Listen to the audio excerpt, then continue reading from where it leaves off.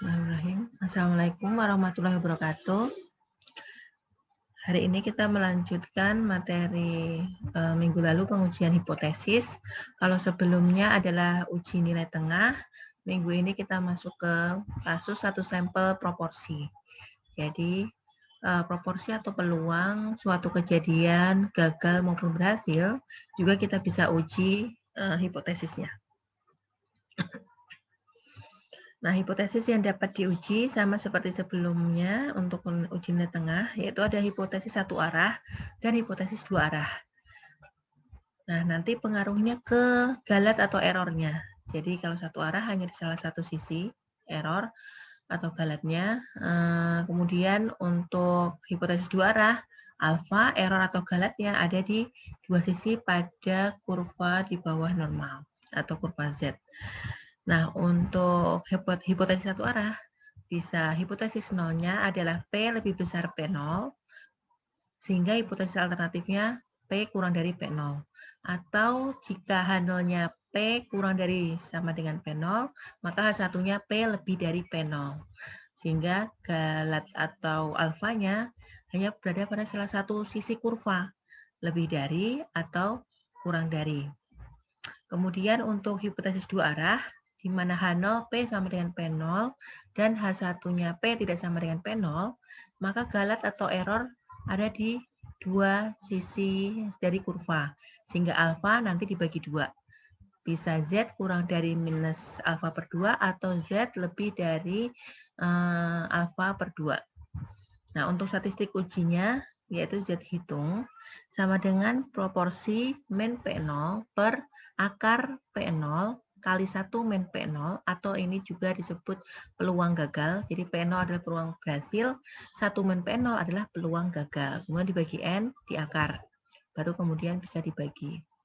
Atau lebih disederhanakan, bisa seperti yang di buku Walpole, yaitu rumus Z hitung sama dengan X min N kali peluang berhasil atau P0 per akar N kali peluang berhasil P0 kali peluang gagal Q0. Nah, supaya lebih jelas, kita langsung ke contoh soal. Sebagai contoh, ada seorang pemborong. Ia menyatakan bahwa 70% rumah yang baru dibangun di kota Richmond dipasang alat pemompa udara panas. Nah, diminta menguji apakah Anda setuju dengan pernyataan tersebut bila ternyata di antara 15 rumah baru yang diambil secara acak, ada 8 rumah yang menggunakan pompa udara panas. Uji pada taraf nyata 10%. Nah, dari semua uji hipotesis, tentu kita harus menentukan H0 dan H1-nya. Nah, H0 hipotesis nolnya diminta menguji apakah benar 70% rumah dipasang alat pompa udara panas. Maka 70% kita ubah ke desimal, yaitu 0,7. Peluang bahwa memang benar dipasang udara panas, diminta menguji apakah benar atau tidak kan. Maka hipotesis alternatifnya adalah P tidak sama dengan 0,7. Kemudian pada alfa 0,1, wilayah kritiknya ya ada di dua sisi, yaitu Z lebih kecil dari min Z alfa per 2 dan Z lebih besar dari Z alfa per 2. Di mana alfa 0,1 dibagi 2 adalah 0,05 dan nilai pada tabel Z 0,05 adalah 1,645. Maka kita akan menolak H0 jika nilai Z hitung kurang dari minus 1,645 dan Z lebih dari 1,645.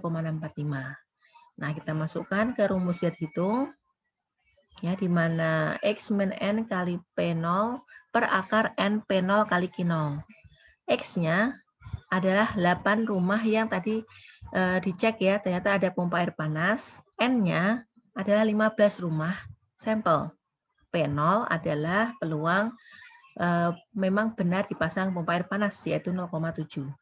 Q0-nya 1 min P, sehingga Q sama dengan 0,3. Nah, ketika kita masukkan rumus, kita dapat Z hitung minus 1,4. Nah, dari sini ternyata dia di luar wilayah kritik. Maka keputusannya kita terima H0. Tidak ada alasan yang kuat untuk meragukan pernyataan pemborong. Jadi benar bahwa 70% rumah dipasang pompa udara panas. Nah, kemudian untuk kasus 2 sampel selisih 2 proporsi. Nah, jadi kalau tadi peluang hanya satu kejadian berhasil atau tidak. Nah, di sini jika lebih dari satu peluang berhasil atau tidak, maka besar perbedaan antara dua proporsi yaitu delta atau tulisannya delta 0 adalah P1 min P2. Nah, nanti P1 min P2 itu bisa lebih dari 0 atau sama dengan 0. Maka hipotesisnya akan berbeda. Rumus Z hitung yang akan berbeda. Nah, yang pertama, hipotesis yang pertama, ketika P1 min P2 lebih dari 0. Nah, maka hipotesis satu arahnya yaitu H0 P1 min P2 lebih dari sama dengan delta versus H1-nya P1 min P2 kurang dari delta 0. Atau bisa juga H0 adalah P1 min P2 kurang dari sama dengan delta 0, sehingga hipotesis alternatifnya adalah P1 min P2 lebih dari delta 0. Hipotesis dua arahnya, H0 sama dengan P1 min P2 sama dengan delta 0 versus H1 sama dengan P1 min P2 tidak sama dengan delta 0. Sehingga statistik ujinya Z hitung sama dengan proporsi 1 dikurangi proporsi 2 dikurangi delta 0 per akar P1 kali 1 min P1 atau peluang gagalnya ya Q per N1 ditambah P2 kali 1 min P2 atau peluang gagal per N2. Nah, kemudian jika ternyata P1 sama dengan P2 atau bisa tidak sama dengan. Nah, jadi bukan delta yang dihitung ya. Hipotesis satu arahnya bisa jadi hipotesis 0 adalah P1 lebih dari sama dengan P2, sehingga hipotesis alternatifnya P1 kurang P2. H0-nya untuk yang kedua bisa P1 lebih kecil sama dengan P2, hipotesis alternatifnya P1 lebih dari P2. Nah, kemudian hipotesis dua arahnya H0 sama dengan P1 sama dengan P2, H1-nya P1 tidak sama dengan P2. Sama ya, seperti kasus yang satu sampel, dua sampel ini, jika tidak sama dengan H1-nya, maka nilai galat atau errornya berada di dua sisi, sehingga alfa dibagi 2. Bisa minus, bisa plus. Nah, statistik ujinya, pertama kita mencari proporsi dari gabungan P1 dan P2, yaitu dengan X1 plus X2 per N1 plus N2 ya. Jadi yang ini dulu dicari, kita dapat proporsi keduanya untuk dimasukkan ke dalam rumus Z hitung. Ya. Nah, jadi kalau sudah dapat proporsinya, maka Z hitung sama dengan proporsi 1 dikurangi proporsi 2 per proporsi gabungannya ya. Kemudian dikali kegagalannya 1 min P kali 1 per N1 plus 1 per N2.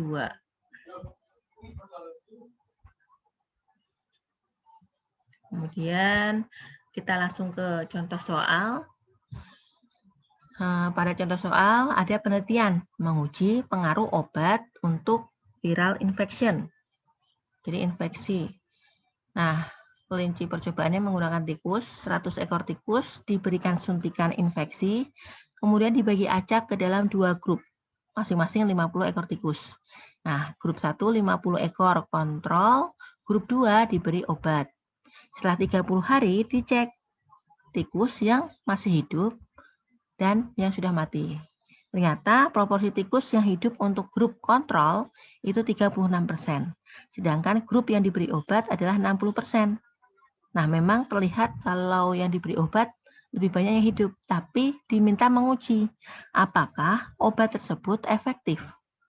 Obat dikatakan efektif jika perbedaan antara grup perlakuan dengan grup kontrol lebih dari 12%. Nah, ini ada kriteria efektifnya yaitu lebih dari 12%.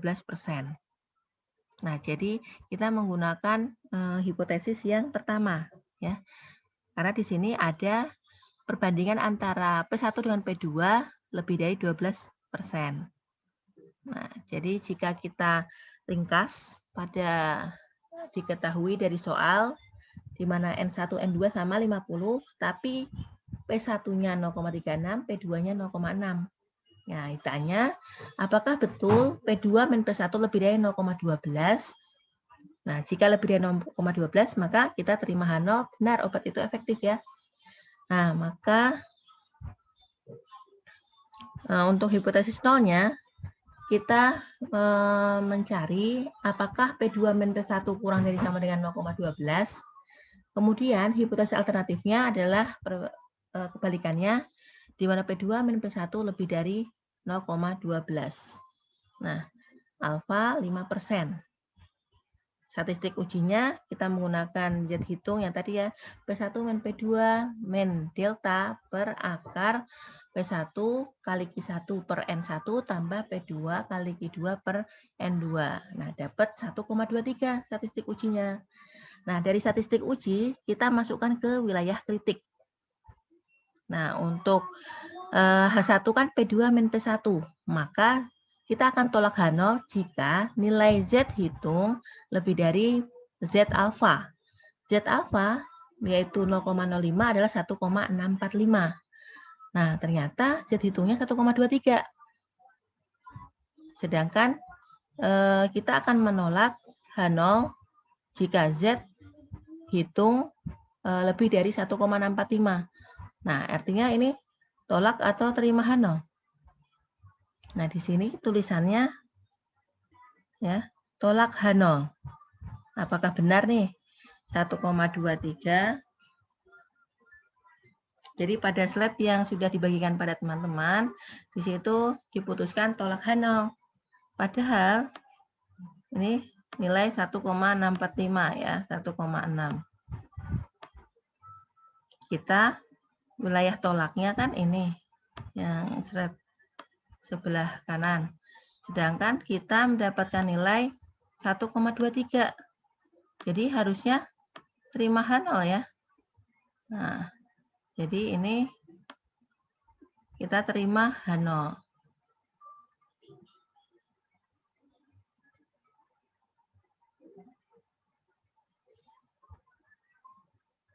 Kesimpulannya, Z hitung 1,23 lebih kecil ya.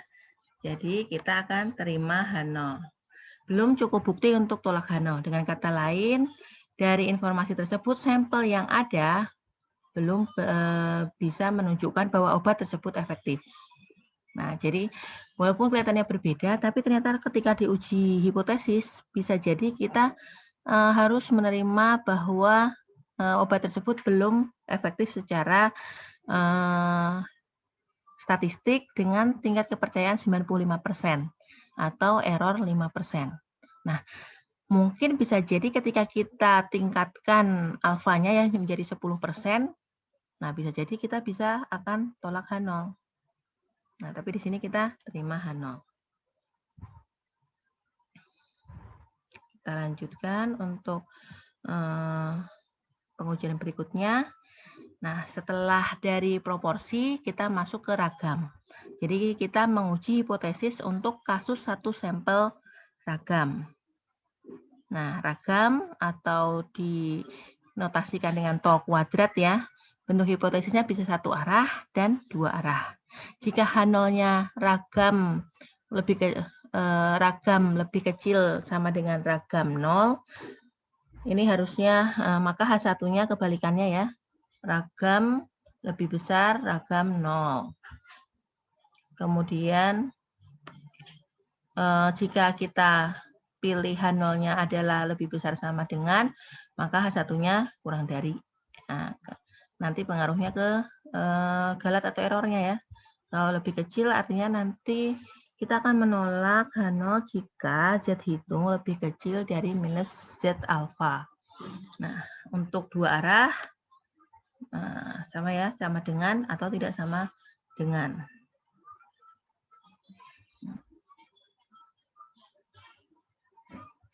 Kemudian kita lanjut kriteria penolakan H0. Nah, di sini kita tidak menggunakan Z hitung, tapi Q kuadrat hitung. Nah, jadi kita akan menolak H0 pada hipotesis di mana H1-nya ragam lebih besar ragam 0, ya tolak jika Q kuadrat hitung lebih besar dari Q kuadrat alfa. Kemudian untuk yang kedua, jika H1-nya kurang dari, maka kita tolak H0 jika Q kuadrat hitung lebih kecil dari Q kuadrat 1 min alfa. Kemudian untuk yang dua arah, kita akan tolak H0 jika Q kuadrat hitung kurang dari Q kuadrat 1 min alfa per 2 atau Q kuadrat hitung lebih dari Q kuadrat alfa per 2. Nah, kita cek ke statistik ujinya. Nah, Q kuadratnya kita lihat di tabel. Jadi tabel Q kuadrat pada derajat bebas N-1.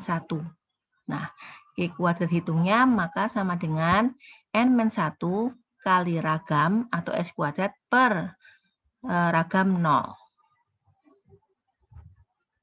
Nah, sebagai contoh, ada perusahaan aki mobil nih, mengatakan umur aki mobil yang diproduksinya simpangan bakunya 0,9. Nah, jika simpangan baku 0,9, maka ragam tinggal kita kuadratkan, yaitu 0,81. Bila suatu contoh acak 10 aki menghasilkan simpangan baku S sama dengan 1,2 tahun, apakah menurut Anda simpangan bakunya betul lebih dari 0,9 tahun? Nah, di sini N 10. Yang ingin diuji, apakah benar ya, jika S sama dengan 1,2 tahun, maka simpangan bakunya betul yang 0,9 tahun itu. Nah, kita tentukan H0. H0 diminta mengecek apakah betul tohnya lebih dari 0,9 tahun. Sehingga H0-nya adalah yang status quo ya. Ragam sama dengan 0,81. Hipotesis alternatifnya ragam lebih dari 0,81 dengan alfa 5%. Nah, wilayah kritiknya teman-teman lihat pada tabel Q kuadrat ya. Nilai pada alfa 5% atau 0,05 dengan dB ya N-1. Ini N-nya 10 dikurangi 1. Jadi pada dB 9 alfa 5%, betul nggak nilainya 16,919 pada tabel Q kuadrat. Nah, jika sudah dapat wilayah kritiknya, karena H1-nya lebih dari, otomatis kan kita akan menolak H0 ketika Q kuadrat hitungnya lebih dari Q kuadrat tabel, yaitu 16,919. Nah, Q kuadrat hitung kita masukkan N-1 kali ragamnya kan tadi diminta ya S-nya 1,2. Sehingga ini jika S 1,2, S kuadratnya adalah 1,44. Kita masukkan di sini, dibagi, yang diuji adalah 0,81. Nah, ini adalah toh yang diminta diuji. Maka 9 kali 1,44 dibagi 0,81, 16. Nah, kita akan menolak H0 ketika Q kuadrat hitungnya lebih dari 16. Ternyata 16,9 ya. Ternyata Q kuadrat itu 16. Jadi masih di area terima H0. Nah, tidak ada alasan untuk meragukan bahwa simpangan bakunya 0,9 tahun. Jadi benar ya bahwa aki tadi sebelum menguji aki ya, betul simpangan bakunya adalah 0,9 tahun. Kita terima H0. Nah, tadi satu sampel ragam. Selanjutnya kita ke dua ragam. Nah, kalau yang sebelumnya di sini adalah dibandingkan ragam dibandingkan dengan ragam yang pada soal. Untuk yang dua ragam, maka kita membandingkan antara ragam 1 dengan ragam 2. Nah, ketika kita tentukan H0-nya ragam 1 lebih kecil sama dengan ragam 2, maka H1-nya kebalikannya lebih dari. Jika kita tentukan H0-nya ragam 1 lebih dari sama dengan ragam 2, maka H1-nya ragam 1 kurang dari ragam 2. Untuk yang dua arah, H0 ragam 1 sama dengan ragam 2 ini ya harusnya H1-nya tidak sama dengan. Nah, nanti ini pengaruh ke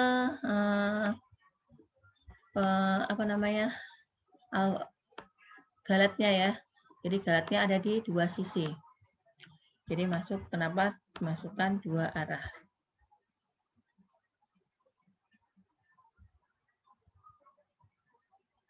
Nah, statistik ujinya ini menggunakan tabel F. Jadi teman-teman buka tabel F hitung nantinya. Di mana F ya, F alfa dengan DB1, DB2 dan F1 min alfa DB1 kali DB2. Di mana F1 min alfa derajat bebas 1 dengan derajat bebas 2 sama dengan 1 per F alfa derajat bebas 2 derajat bebas 1. Dan F hitungnya adalah ragam 1 dibagi ragam 2. Ini hampir sama dengan pendugaan parameter. Jadi teman-teman cek tabel F. Nah, kita tolak H0 sama seperti sebelumnya ya. Jika yang satu arah, kita lihat H1-nya. Jika lebih dari, maka kita akan tolak H0 jika F hitungnya lebih dari F tabel, yaitu F alfa pada derajat bebas 1 dan derajat bebas 2. Dan jika yang kedua, jika H1-nya kurang dari, maka kita tolak H0 jika F hitungnya lebih kecil dari F1 min alfa pada derajat bebas 1 dan derajat bebas 2. Nah, kalau yang dua arah, di mana H1-nya tidak sama dengan, maka kita tolak H0 di dua sisi, yaitu F hitung lebih kecil dari F1 min alfa per 2 DB1 DB2, atau F hitung lebih dari F alfa per 2 DB1 DB2. Kalau dalam tabel F, DB-nya menggunakan notasi V, ya. Jadi jangan bingung, dan teman-teman sudah pernah ya membaca tabel F. Nah, contoh soalnya ada pelajaran matematika. Diberikan pada 12 siswa. 10 siswa diberikan mata pelajaran yang sama, kelas yang lain ini ya. Jadi yang kelas yang pertama 12 siswa pakai metode biasa. Kelas yang kedua 10 siswa pakai metode yang telah diprogramkan. Pada akhir semester diberi soal yang sama. Ternyata kelas pertama rata-rata 85 dengan simpangan baku 4, yang kedua rata-rata 81, simpangan baku 5. Diminta uji hipotesis apakah kedua metode itu memiliki ragam yang sama dengan menggunakan taraf nyata 0,1. Nah, dari sini ini hampir sama. Sama suaranya kecilin. Nah, dari sini sebenarnya soal ini pernah kita bahas ketika pendugaan parameter. Nah, jadi silahkan dicek ulang ya di pendugaan parameter. Di situ juga bagaimana membaca tabel F. Nah, ini diminta menguji ya tadi apakah kedua metode itu memiliki ragam yang sama. Nah, jadi kita diminta menguji H0-nya ragam 1 sama dengan ragam 2. H1-nya ragam 1 tidak sama dengan ragam 2. Pada alfa 10% atau 0,1. Nah, silahkan cek pada tabel F dengan ragam dengan alfa 0,05 ya. Pada alfa 0,05, nah DB1-nya atau V1 11 dan V2-nya 9 ya. Nah, apakah benar 3,11? Kenapa 11? Karena N1-nya tadi 12 kan? Ini kenapa 9? Karena N2-nya awalnya 10. Ya. Kemudian, oleh titik yang kedua adalah 1 min alfa. 1 min alfa. Alfanya 5 alfa per 2 ya, karena ini tadi kita menggunakan dua arah. Jadi alfanya awalnya 0,1. Kenapa 0,5? Karena alfa per 2. Nah, jadi dengan cara yang sama ya, nanti cek pada F1 min alfa per 2, jadi F 0,95 itu sama dengan 1 per F alfa per 2 atau 0,05 ya. Nah, cek pada F alfa 0,05, DB 1-nya 9 ya, dibalik ini V1 9 dan V2-nya 11. Apakah betul? 0,34. Nah, jadi kita akan menolak H0 jika F hitungnya kurang dari 0,34 atau F hitungnya lebih dari 3,11.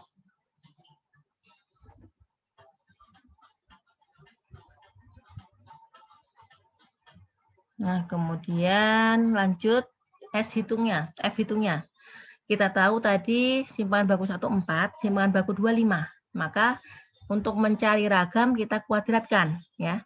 Ragam 1 per ragam 2. 16 per 25 0,64. Nah, kita cek 0,64 ini berada di wilayah tolak H0 atau tidak. Nah, ternyata dia berada di wilayah terima H0. Karena berada di wilayah terima H0 ya. Maka kedua metode pengajaran tadi memiliki ragam yang tidak berbeda. Jadi sama saja pengajaran biasa atau metode khusus ternyata ragamnya tidak berbeda. Nah, ini yang baru uji kesamaan beberapa ragam atau uji Bartlett. Jadi ada beberapa ragam, uji hipotesisnya berupa uji kesamaan. Jadi biasanya ragam 1 hanya ragam sampelnya cuma 2 populasi nih tadi. Ya, ragam 1 dan ragam 2. Nah, bagaimana jika ternyata nih ada beberapa ragam atau lebih dari 2 ragam? Maka uji hipotesisnya ya, kita cek berapa ragam ya. Jadi H0-nya menjadi ragam 1 sama dengan ragam 2 sama dengan ragam 3 titik-titik hingga ragam K. Jadi bisa lebih dari bisa tak terhingga ini. Nah, yang H1-nya atau hipotesis alternatif, ragam-ragam tersebut tidak semuanya sama. Jadi karena uji kesamaan ya, status quo-nya H0 dianggap sama semua. Hipotesis alternatifnya ada ragam yang tidak sama. Statistik uji dengan uji Bartlett.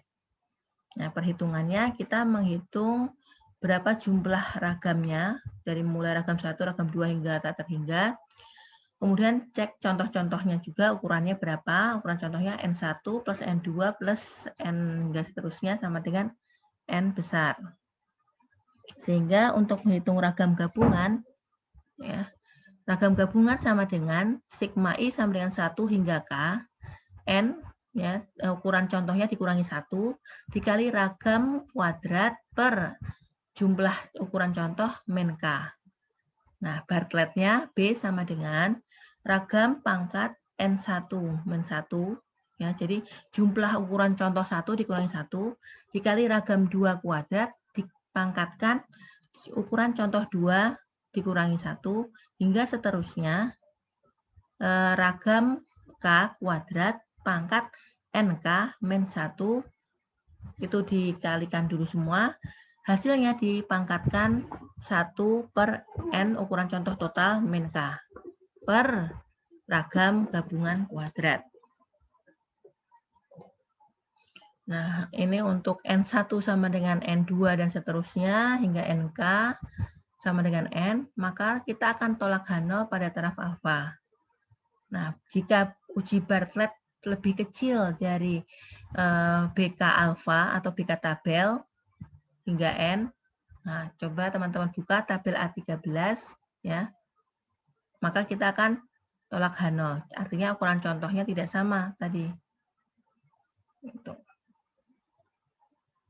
Nah, kemudian untuk contoh hitungan dari rumus tersebut ini ya, teman-teman silahkan lihat teladan 3 halaman 392 sebagai latihan. Nah, ini tidak keluar di UAS, tapi teman-teman sebagai pengetahuan ya. Nah, sebelum diakhiri, untuk tugas responsi melanjutkan pengujian hipotesis, kalau minggu lalu uji nilai tengah, teman-teman silahkan buka buku walpole-nya. Nah, latihan halaman 323, silahkan kerjakan nomor 4. Nomor 4 ini mirip dengan teladan 11. Teladan 11 ada di halaman 320.